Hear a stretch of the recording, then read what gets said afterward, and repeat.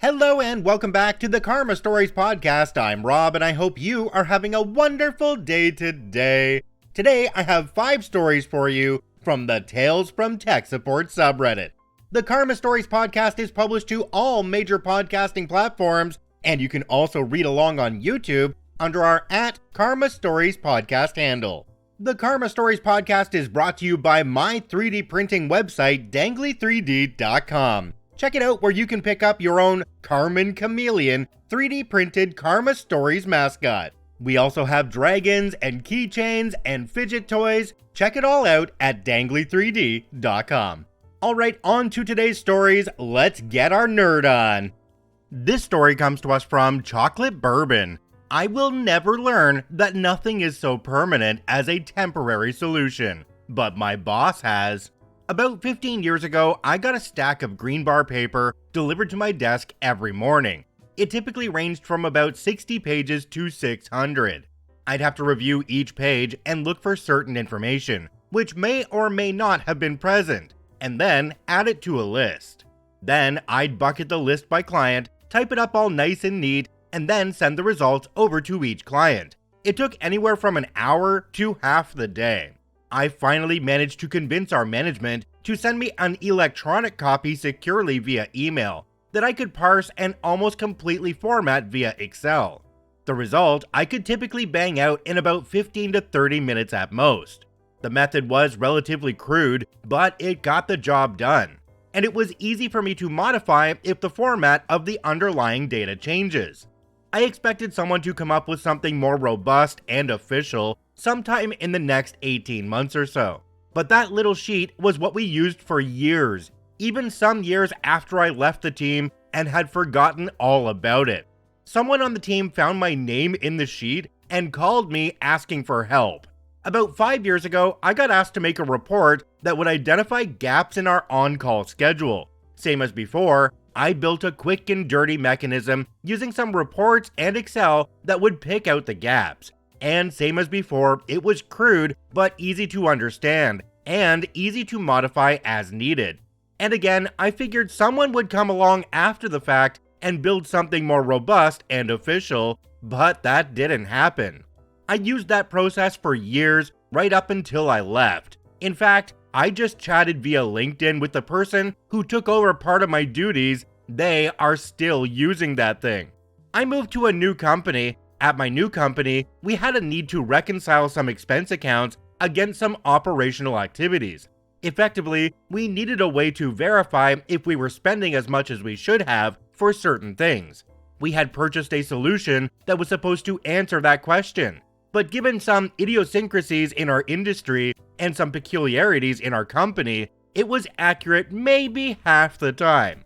So effectively, it was worthless. And again, I whip something up, and again, it is crude, but again, it gets the job done. Unfortunately, this time my solution requires a fair amount of manual work, but the result is accurate. It takes me about 30 minutes a day, provided the schema of the incoming data doesn't change. This time around, I was explicit that this process was a proof of concept. It was far too manual to be considered a permanent solution. We have an entire reporting and analytics department that should be able to whip up something far more robust, right? In the meantime, I'd use what I created to demonstrate what was possible. But once again, it's now almost 2 years after since I first presented this thing, and we're not only still using it, it has been formally deemed as meeting the need, a good use of resources, etc., etc. In fact, the reporting and analytics department just declared that implementing a more automated solution is not a good use of development hours. So I guess I'm going to be making this for the foreseeable future. My manager asked me in my last review if I had created documentation for the process so we can train someone else to take over when I take 2 weeks of PTO this summer. One of the inputs for the process I described above uses a vendor that we have concluded is wildly overpriced. And once again, I made a proof of concept replacement that leverages common tools in our company and expertise we already have. We'd save about $150,000 a year in exchange for someone spending about 2 hours a week on this thing. I was able to mimic the process of our vendor almost precisely, so the result would look quite similar. I even pretty up the reports if folks have interest. This time, my manager announces its existence and that it's available for use. The department that works with the relevant vendor can use this thing instead. I'd say the chances of adoption are about 50-50. My bosses were excited to potentially save that much money, but enthusiasm waned once they realized my team wouldn't be doing the actual work.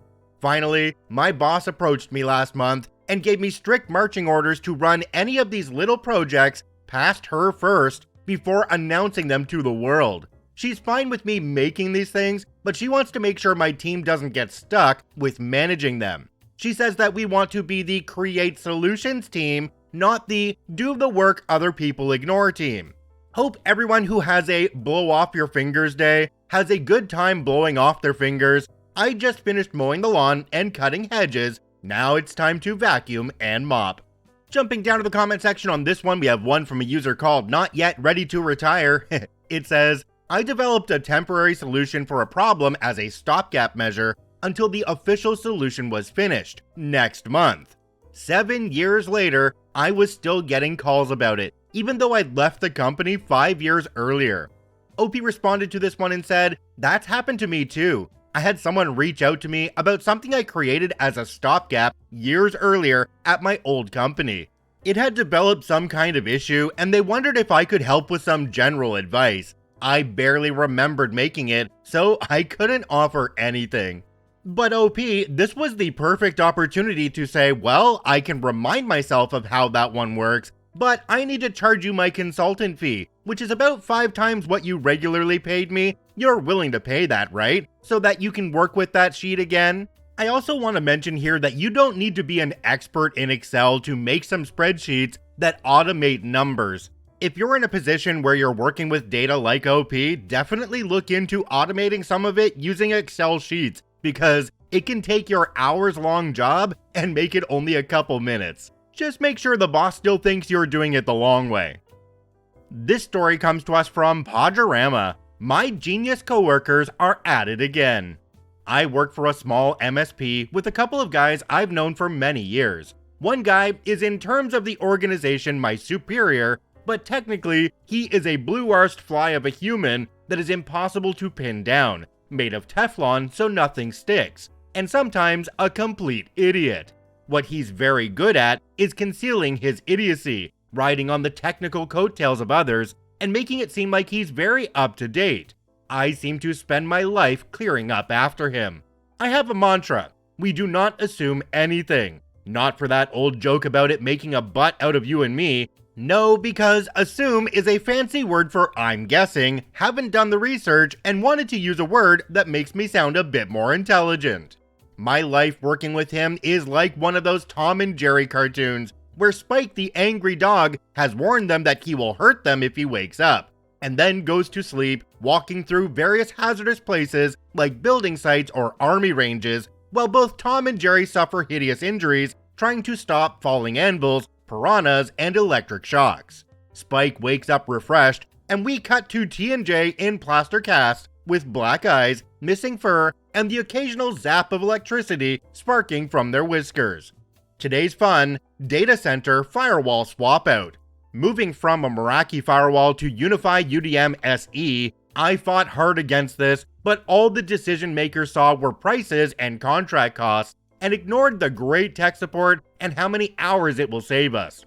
His plan: he configured the firewall in our office, then I get to take it to the data center, plug WAN 2 on the firewall into the LAN on the existing network to bring it online so he can configure the rest. Only thing is, he was asking me to plug the firewall into the network it was replacing, which means IPs in the same range on the WAN and the LAN. The little Unify didn't like this. But I configured it in our office and everything worked. Yes, our office that's on a completely different subnet. Why didn't I configure this all myself? Because it got him 3 hours of time in the office that he could bill for. I would have had that thing done in 30 minutes. So we lost half an hour. I couldn't get into the firewall as I had not yet been invited to the console yet, but I got him onto my laptop and got him in locally. I watched and stifled my laughter as he tried to put the public IP in as the subnet mask details. Then I put him out of his misery. Then he got horrifically confused. All the servers were not showing online. The firewall was now on the internet, he could see it, and could get it to ping the servers, but they couldn't get online. If he had actually done his research, he would have seen that the old firewall was not on 192.168.16.1, but on 192.168.16.252. 30 seconds of work to make that check. I'm writing this from the refectory of the data center after checking everything is now okay. I could have left hours ago, but I'm having to pick through his work to look for other gotchas. We already have found some missing port forwarding rules. FML. Jumping down to the comment section on this one, we have one from a user called MC Shanks. It says, sometimes you need to let things fail and not grab a mop and bucket to clean up others' messes. Agree with the commenter, it sounds like OP's doing a lot of work to make up for work that somebody else did. Why keep covering for somebody in a case like this? Just let them dig their own grave. This story comes to us from I identify as a problem. The easiest way to make $200. Note, I am not an IT professional, more of an enthusiast. I was our de facto IT person. Also, this happened about a year and a half ago. While I was attending online college from home for a year, I picked up a corporate internship. The job wasn't supposed to be IT, to be clear, it was administrative duties, which apparently included IT, since I was the only person in the office who knew how computers worked in any capacity, and because my boss was too cheap to hire an actual IT professional.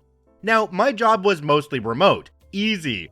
Do classes online, work online, it was paradise. But sometimes, for IT problems, they'd have me come into the office. We did agree before the start of my internship that I'd get a minimum of 4 hours work billed at my $25 an hour rate if I got called out, since the office was a little under an hour from my house. Recently, we hired 3 new people, so they bought 3 new computers without talking to me about it at all, and not a single one was Wi-Fi capable. They called me up and told me that the computers couldn't connect to Wi-Fi. I asked them to send me a link to where they ordered them, and they sent me an Amazon link to a model that was Wi-Fi capable, so I figured that wasn't the problem. Asked if Ethernet cables worked. Apparently, our office does not have Ethernet ports that are accessible from the actual office space. It's a small office, and all the ports are in the maintenance room. So I head in. First $100. Boot it up, not Wi-Fi capable. Run some diagnostics. Remember, at this point, I think it's a Wi-Fi capable model. Not working. Search up the specific model number. Ah, there's the problem. Crack it open. There's a slot to install a PCIe card? Great. Check the other ones, same deal. Told my boss the problem, got admonished for letting this happen. Again, they ordered without consulting me, and told him it'd be an easy fix, just needed to order some parts. None of the stores near us had them available that day, so had to do next day shipping. He was mad, of course, but what could he do? I go home after being in the office for about 30 minutes. Next day, head back in, second $100, install the Wi-Fi cards, and we're clear. I get to go home again after about another 30 minutes. With commute, maybe 4 hours total spent on this, except I took the train and worked on the train, so I got paid hourly for that too. Anyway, after I left to go do college in person, our boss got fired for embezzlement, so that was a nice bonus. Jumping down to the comment section on this one, we have one from a user called Toothless Guitar Maker. It says, for about a decade, I ran a little freelance support business in a southern Arizona retirement community, and one of my standing offers to every customer was shopping assistance at no charge whatsoever. I explained it to them very simply. It's easier for me to help you get the right thing now, for free, than to fix it later after you get the wrong thing. I think we need to go right back to the beginning of this story where OP mentioned that they weren't actually IT, they were just the de facto IT person, because they knew a little bit about computers. So I can see why the new computers were ordered without going to OP at all, because it really wasn't their job. OP, you get to collect 4 hours worth of pay every time something goes wrong with these computers. Let them keep making those decisions and you can keep lining your pockets. This story comes to us from Wisher999. 4 hours with no computer? First off, I'm not tech support, but I figured this fits here. About me, I, male 36, am a security guard on a data center at weekends to pay for my cybersecurity degree I'm just wrapping up. It was staff at this data center that actually pushed me to university as I was asking a lot of questions. Today, I come into work at 7 a.m. and have a quick handover from the night guard. He tells me he accidentally turned the PC off instead of locking the screen before his patrol in the night. The computer, being on a data center, has a higher level of security than a normal office and is encrypted with a BitLocker. The night guard tells me he has not managed to get past the encryption to log back in. With him being a new guard on this site, I assumed he just didn't know how to use the YubiKey correctly, so I start to show him how to use it. I go to plug it into the computer and it is switched off. I turn it on and was surprised when he asked what that button was for. I cannot fathom how a young bloke in his 30s does not know how to even turn on a computer. The schools here, as in many countries, have classes dedicated to using computers, and have since before I was in school, around the same time as him, and he never even picked up what a power switch is for. 4 hours he had no computer, and in turn, no CCTV, because he didn't know he needed to turn the computer on to log in.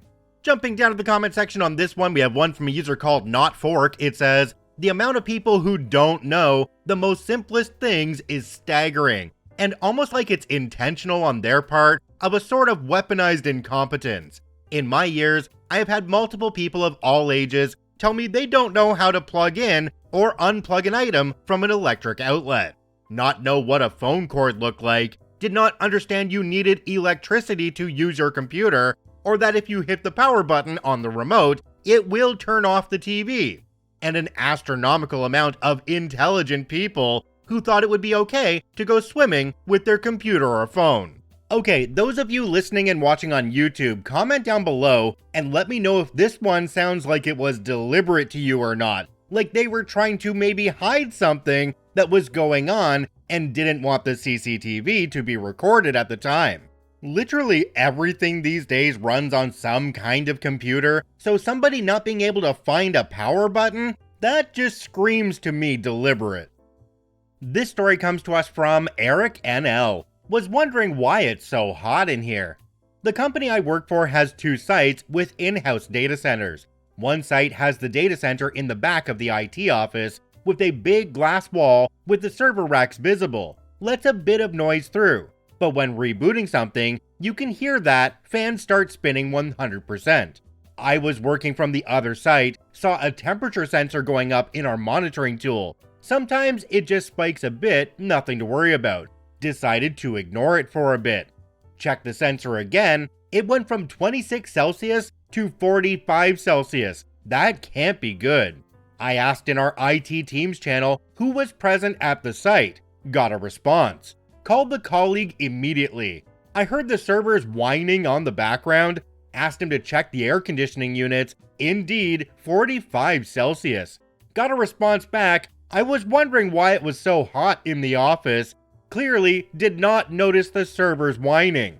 Called my IT manager to ask who was the facilities employee on the specific site. Called that person and got the response, "Yeah, don't worry, there's an air conditioning maintenance man on the roof, but they're on lunch break right now. They left the roof units off while they're on lunch break." Jumping down to the comment section on this one, we have one from a user called Me Groovy. It says, "Dear company, to preserve the server's health, we have shut them all down while the air conditioning units are being serviced. They will be turned back on when maintenance is complete. If this is an issue for your work, please call the facilities manager to lodge a complaint." Now, keep in mind for this one, we're not dealing with 45 Celsius on the equipment, we're dealing with 45 Celsius, which is 113 Fahrenheit, as a room temperature. that means the equipment itself is going to be a lot more hot than that. Yes, shut it all down, make sure nothing breaks with that temperature, and people get inconvenienced a little bit, but at least they can bring it back up and not have the headache of replacing all that equipment. If you enjoy daily Reddit stories, I encourage you to follow and add us to your favorites on whichever podcasting platform you enjoy the most. And if you're watching and listening on YouTube, please hit that subscribe button and drop a like on the video. It really helps us out. I thank you for watching and listening. I hope you have a wonderful day, and we'll see you tomorrow.